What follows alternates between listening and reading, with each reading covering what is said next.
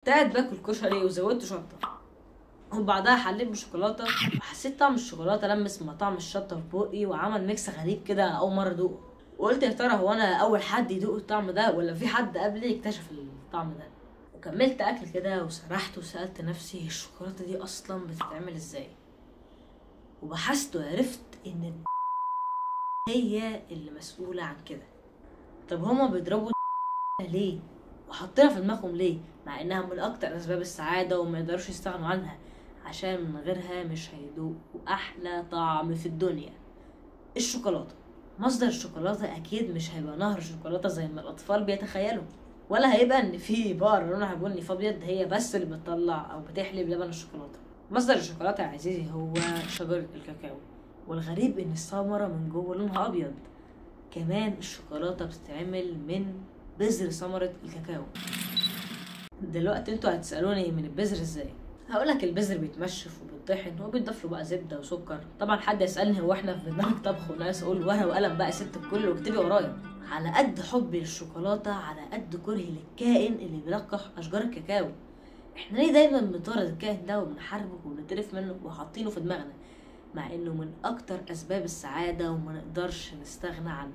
فزوره مش كده؟ صحيح ان الكائن ده رخم وزنان ومقرف لانه بيتغذى على المواد العضويه المتحلله وممكن ينقل الجراثيم والميكروبات، والناس في كل انحاء العالم بيشتري مبيدات عشان تقضي عليه وتتجنب الامراض اللي هو ممكن ينقلها. لكن العلماء المتخصصين في التنوع البيولوجي بدأوا ينتبهوا مؤخرا لأهميته في استمرار حياة الكائنات والنباتات على كوكبنا، وبالتالي أهمية الحفاظ عليه. طب ازاي برضو؟ في الحقيقة الكائن ده بياكل بقايا الأكل من الزبالة وبيقلل من تحويلها لمصدر للجراثيم والروائح الكريهة، فبالتالي بيعتبر بعض الباحثين واحد من أهم مصادر الوقاية الطبيعية. ترى حد فيكم خمن ايه الكائن ده؟ يمكن النحلة مثلا؟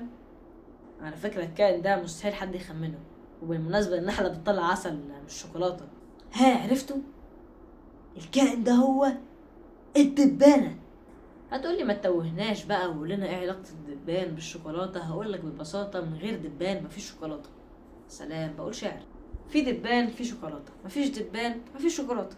لأن الدبان هو الكائن الوحيد في العالم اللي بيقدر نلقح أشجار الكاكاو، عشان هي بتعتبر من أصعب عمليات تلقيح النباتات في العالم.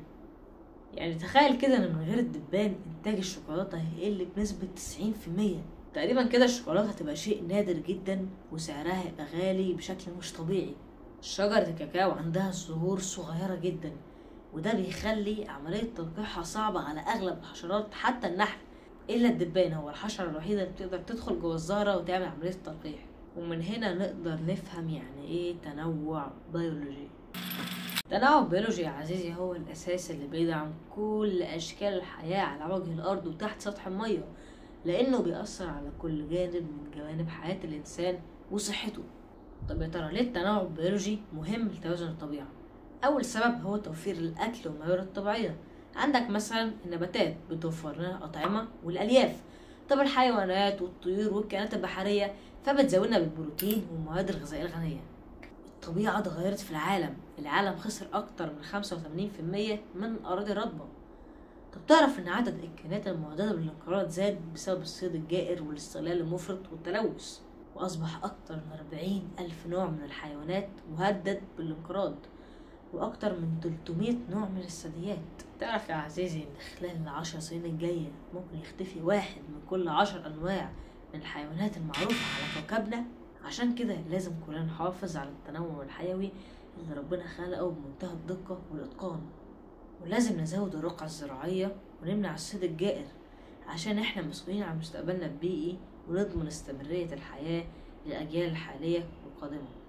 يا ترى بعد ما عرفنا أهمية التنوع البيولوجي لسه عندنا نفس الرغبة والشعور في التخلص من الكائنات اللي بنشمئز من وجودها، زي الكلاب، القوارض، الفئران، الجراثيم، الحشرات؟